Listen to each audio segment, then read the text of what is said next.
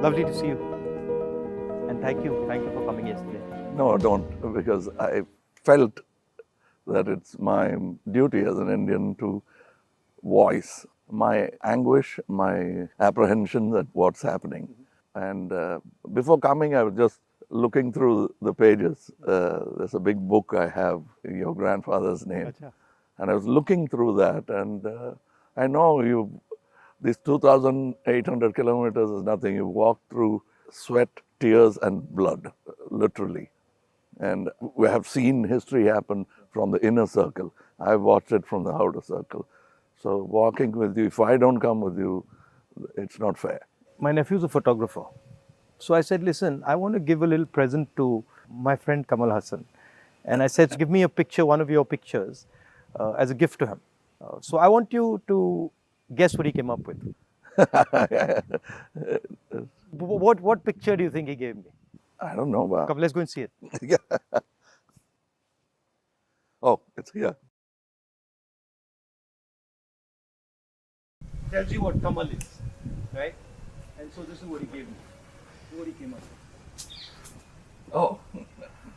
Oh, he shot this? He shot this, and that's for you, because it tells us your approach, your attitude to life, and the fact that you're a great Indian and a great Tamil. Thank you. And we're proud of you. Thank you. It looks nice, huh? Oh, lovely. I'm quite interested in how you see what is going on in India. Of course, an Indian person, but also a Tamil person, because the view from South India often looks very different. It is. Then the view from North I'm India. sure it is the same from Assam or Meghalaya. The same, exactly. At the capital. We forget history, and we are only agitated by the topical or recent happenings. I talk a lot about Gandhiji now. It is not right from the beginning. My father was a congressman, but my environment made me a bitter critic of Gandhiji when I was in my teens. My father did not say, he said, just read history. I think you're talking from today. Yeah, but today matters, is my question. He's a lawyer, and he didn't argue with me on this case.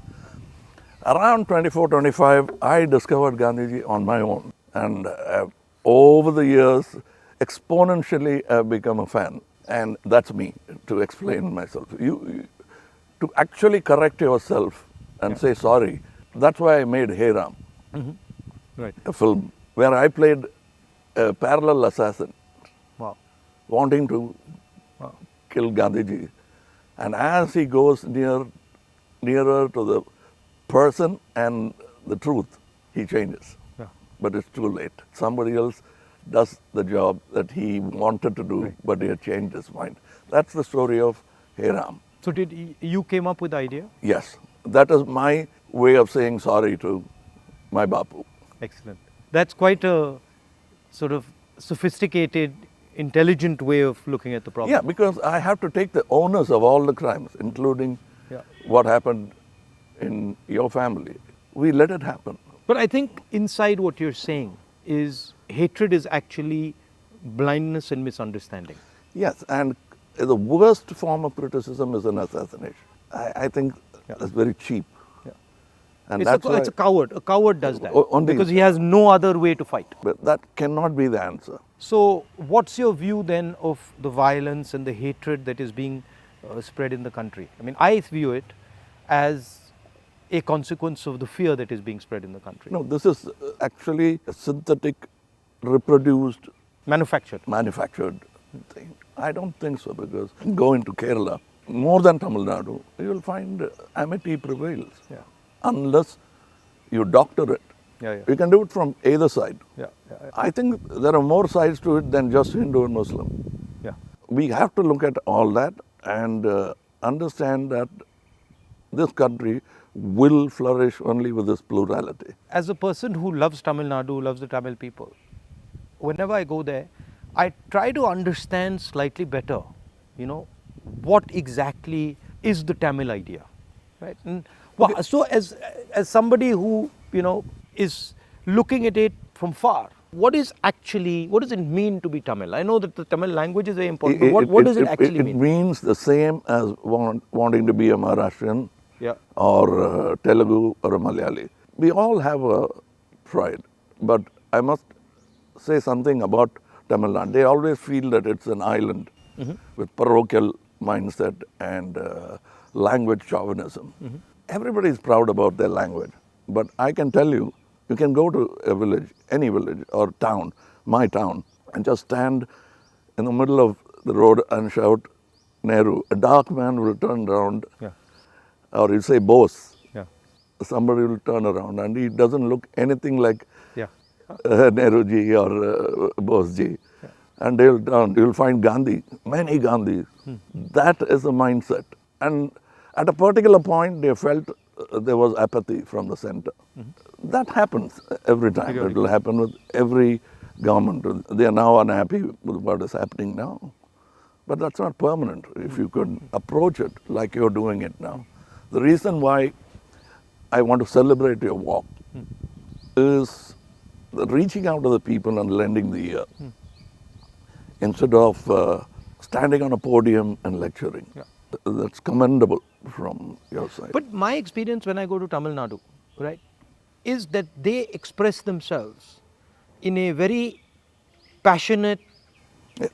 it's different expression. So if you go to Maharashtra, people show affection, but the way the Tamils show affection is something completely different.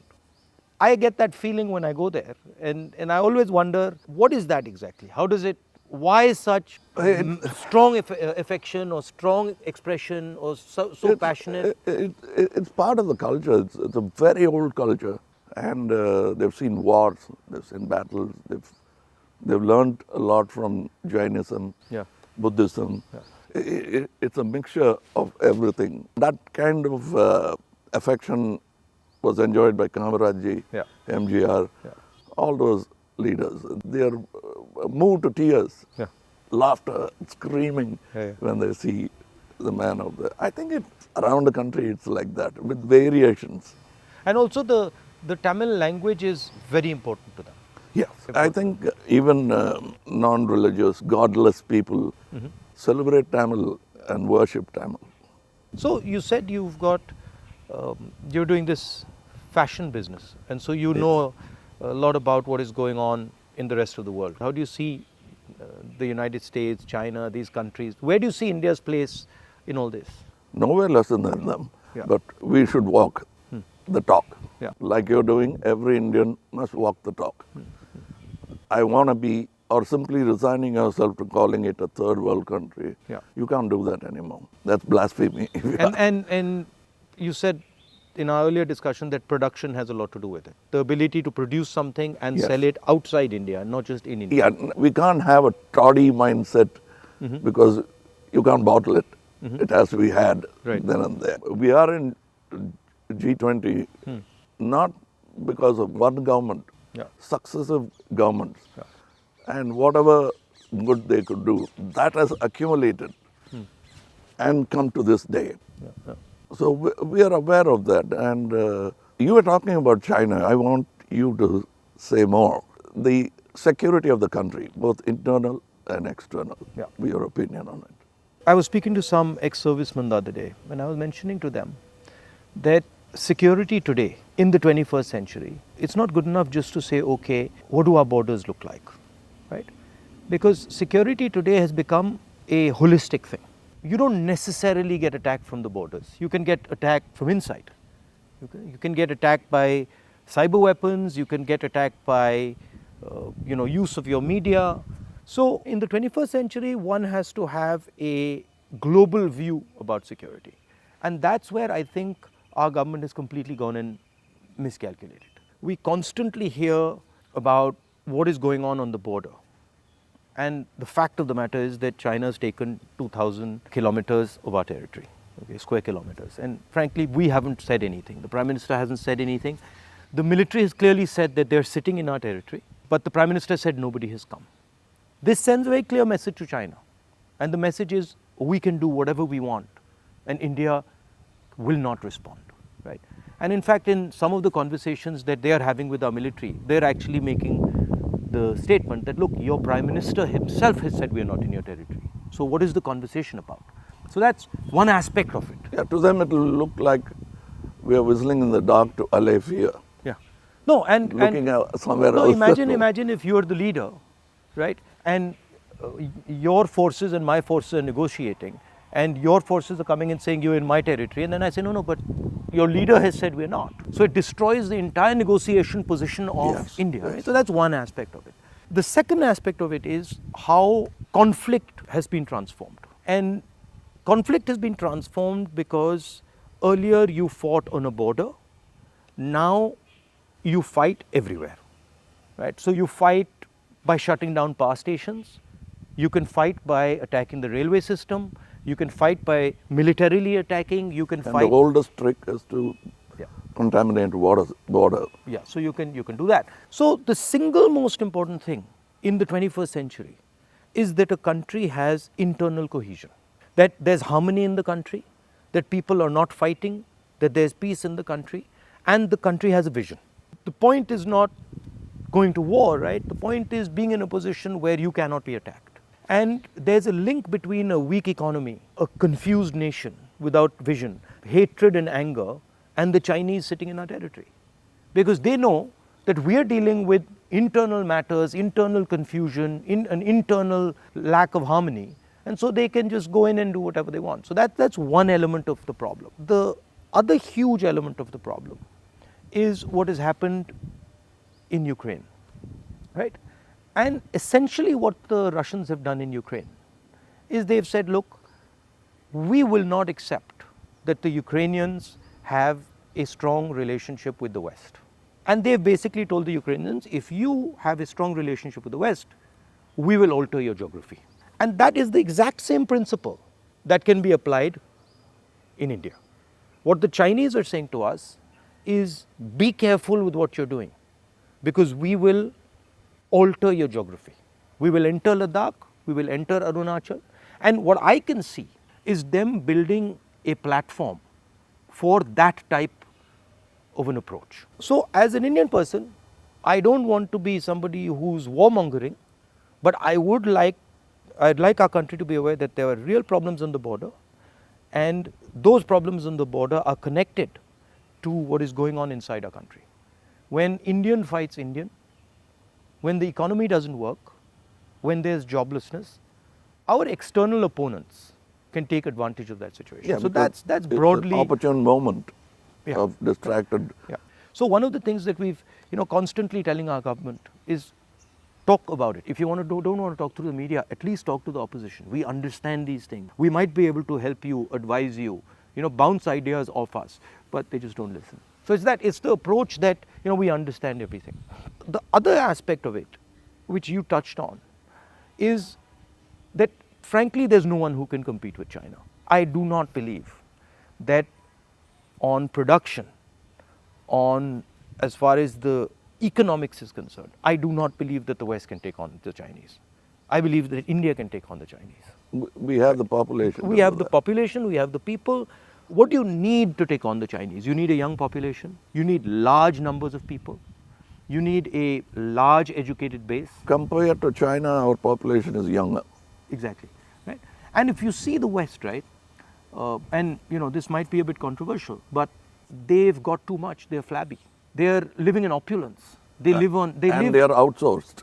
And they outsource, right? Whereas our people, they know what a struggle is. They understand difficulty.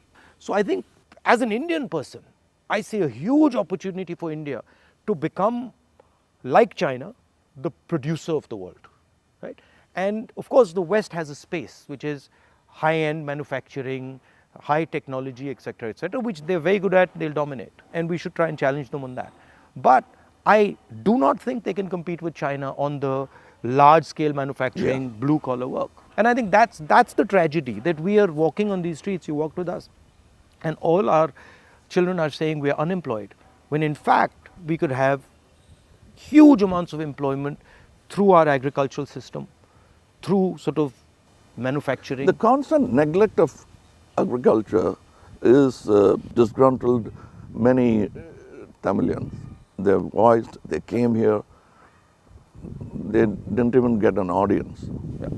India has skills, and it has skills everywhere, right? I always say that the next Satyagraha is the skill set development for India. Right. Because making thousands of lawyers who won't get a job, thousands of engineers Exactly. who won't find a job.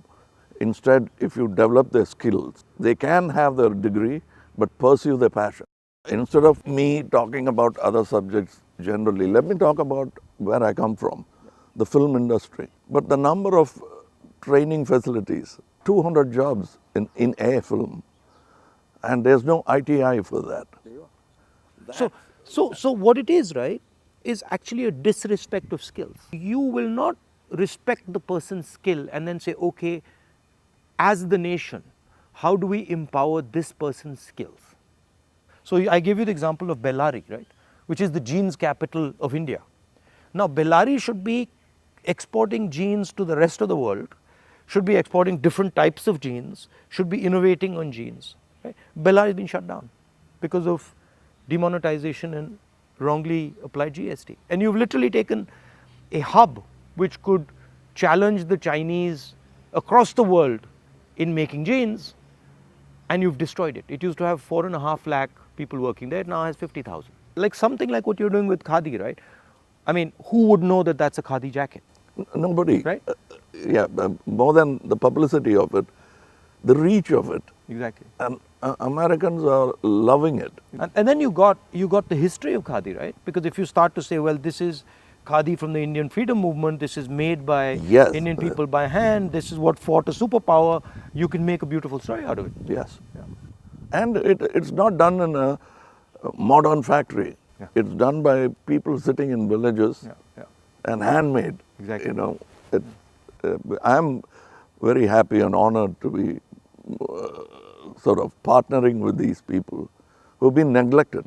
They're almost on the verge of closing down and going back, thanks to GST. So how many people now are working there? We have started, like we have not started a full-fledged tailoring system because we only have 12 outlets and we can supply with a number of tailors. But the number of weavers are many. Right. They are in Telangana, Karimnagar. We are sourcing it. We are going even to Kutch and other places so that we can bring India together. So that's it was very nice. It was very nice of you to come, I must say. I with all the situation and the BJP and sort of the ability they have to coerce, I think it's also a brave thing. That's why I think that's why he gave. He came up with that idea of the picture. It's not easy. I'm glad he thinks of me that way, but I still remember the speech by Gandhiji when he said, "Shake the lion's mane," for which he was incarcerated. So we have the strength and ability. But I'm happy that you're meeting people, practicing jujutsu, walking miles and miles and miles. It's nice. And because you're doing exactly what Gandhiji did, to understand the nation before fighting for it. No, it's quite a fantastic experience. I remember walking from Tamil Nadu into Kerala. It's completely different. Yeah. And as you said, it's changed, but then it's the same. So there's huge commonality and then there's huge difference. That's the individuality of it. That's the plurality that we should not lose at all. Yeah. And I think a lot of what we traditionally have is also the artisan, the small and medium person, the little clusters who have huge skill, but they are sort of hidden away, hidden treasures, so to speak. Yeah, I think it's very important that a government in position should bolster like farmers during the Gaja calamity. For them, after some time, party affiliations don't matter. The calamity that they're facing is the pain is the most important thing. It doesn't matter. And politicians always go and talk about the next election. And their trajectory is towards that, and that they don't like. They can't tend to take their eyes off it. Politicians. I find that. And I get criticized a lot, sometimes where they're like, oh, he's not election centric. I mean, I think of course, one has to fight elections, one has to be in politics, one has to take them seriously. But there's also another role of people. There's a role of bringing people together, of listening, of being affectionate. You know, that role I think is a very important role. What we have done through our party is that simply sort of wipe the dust away from the Gram Sabhas and brought it back into, now it's happening because we are attending and now we want to take it into the towns. I think people should participate in politics, not necessarily electoral politics only. Exactly. But they must have a firm say that politicians will have to understand it's not all about number crunching, that they'll have to answer certain things. And people should also feel that I can vent or complain. I can say something, and politicians should also feel that I can take some punishment. You know, he's shouting at me, okay, no problem. I did something wrong. I go and listen to what he's doing, what he's saying. I think that's, you know, people don't like criticism. I think criticism is a good thing. I think we are a very young democracy still, in spite of 75 years. The reminiscence of the monarchy is still in our mind. Yeah. No, that's a profound thing you've said. It's true. It's still, they want loyalty. And politicians who are in power want to somewhere behave like a king. Because it's not too far behind in history that we had princely states. 70 years, yeah. But I think if you look, a lot of sort of our chief ministers and leaders, the approach is that of a king. You know, you're like unilateral decisions. I will do whatever I want, not taking into account what people feel, not listening. I think there's quite a lot of that. Yeah, and they are offended when you call them a civil servant. Yeah. I'm not a civil servant. Yeah. I'm in position, I'm in power. But that's what we are, ultimately. It should be a position of honor rather than position to usurp. Yeah. The trustee idea of Mahatma Gandhi. Over the time, I'm looking for people who are at least a semblance of that in them, because it's unique. He's a tall international figure. Yeah. And that we realize when he's not there. Well, anyway, I won't keep you. No, I'm keeping you. It's lovely to see you. And whenever you're in Delhi, you know, next time, maybe we go and have a meal or something. Yeah, sure. I'd love to do that. And I'd like you to look into our thing I've sent. I will. I'll give you my your measurements. I will 100%. We'd like to dress you up. Okay, I'll do that.